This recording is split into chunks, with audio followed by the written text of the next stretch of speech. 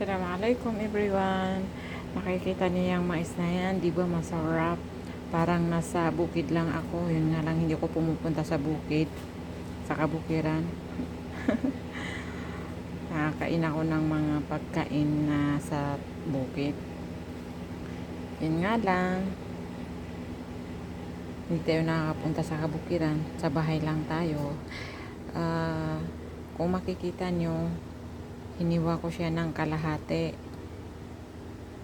Parang hindi ko alam kung nagtitipid pa kami o hindi kasi si tatay bumibili ng pagkain ng Santa Makmak. Ayun no, ayan yung corn. O di ba ang dami. Tapos si mama naman problema niya kung paano maubos. Kung paano maubos. Masarap yan guys.